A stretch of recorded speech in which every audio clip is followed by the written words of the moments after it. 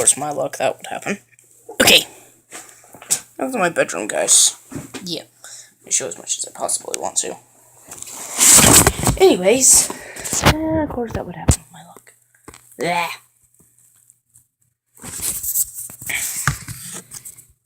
Me. Kind of. So this little. Okay. Let's say very old black. I don't know. Anyways. You know what? Cut. Okay. Now that I'm back, I fixed the camera. Let's see if I can do this time. Anyways. So we just watched a movie about Oliver Twist. Basically, this is a video report on it. Anyways, so Oliver Twist was born with no mother or father. His mother died after laboring the birth of Oliver, and he was in an orphanage home. He lived in a workhouse. He was barely fed, and he was given to another family. Well, not a family, but another workhouse, a church. And when he was brought over to them, he kind of got treated the same way. He worked all day, tying knots for the Navy's ships. And this is Britain. Yeah. And the movie doesn't say where he was from, like anything like that. I'm kind of taking this from the book too. So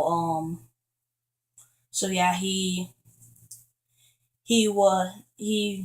picked straws things or pieces of rope with his friends that he made there, like all the other ones, and whoever got the shortest out of all of them had to ask for more food to find out if it was possible to get more. See what would happen. And Oliver got the shortest one. So he asked for food, and the guy basically beat him. The guy beats him, and then he gets sent to another, not exactly a workhouse this time. It's like a family. It's a shop, so he's doing work, and he's fixing up with the shop. He has to live in a this is a funeral home too. It's a shop and a funeral home combined kind of thing. So he has to sleep with a casket, not in a casket, but under the table with the casket in the room.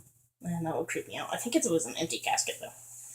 Anyway, he's asleep. He wakes up. There's a bully, which is the kid of the owners of the shop and funeral home thing, and he makes fun of him all the time. One day, he makes fun of his dead mother, and that's not cool.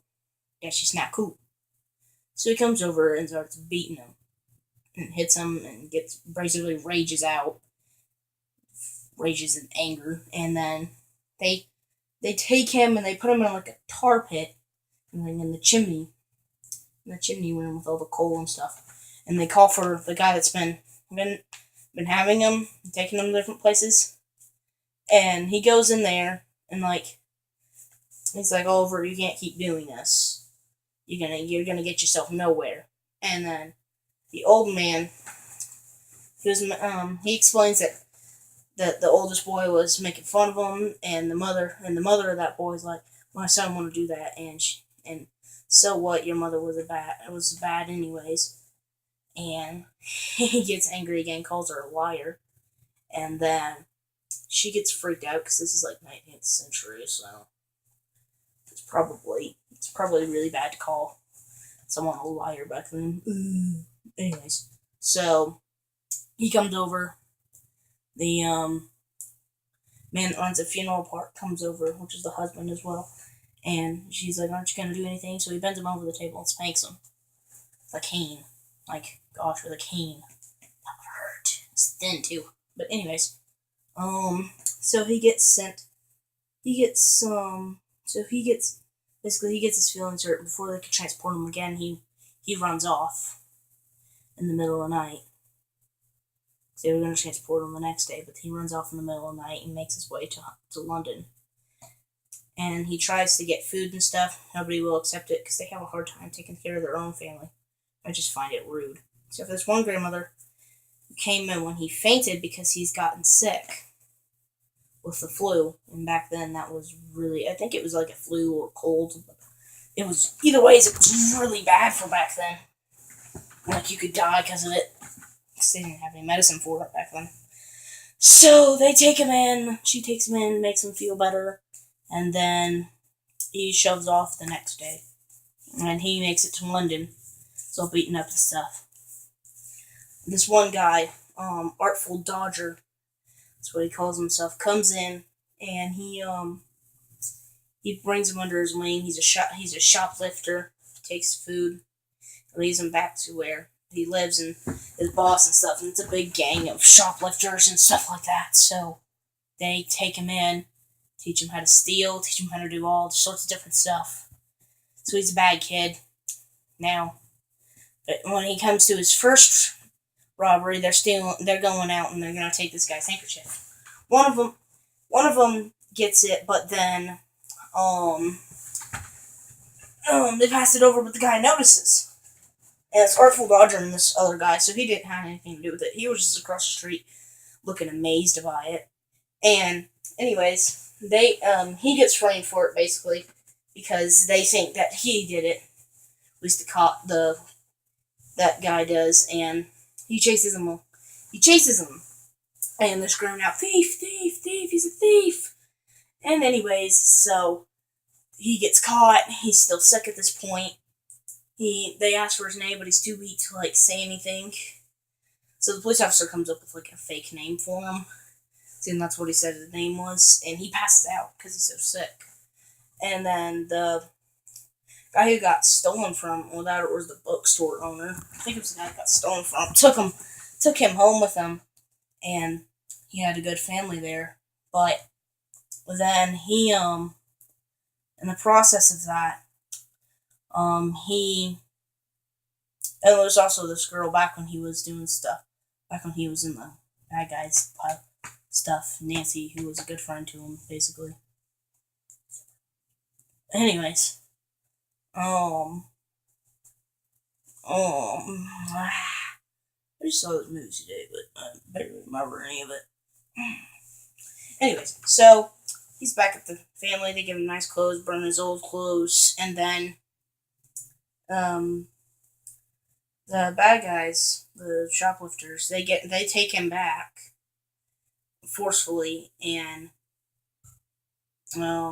force him to basically start robbing again, but he doesn't want to, so he goes to run off, but he doesn't make it too far, so they grab him up and basically lock him up in one room for the entire night. And then they let him go the next day. It's like, you're free to go. Anyways, so yeah. And he's starting to do bad stuff again.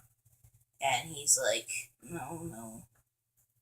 It's pretty much all I can remember of the movie, except for they have want posters. They're breaking into the old house he used to live in. And now that they're back. Abby, go. No, not right now.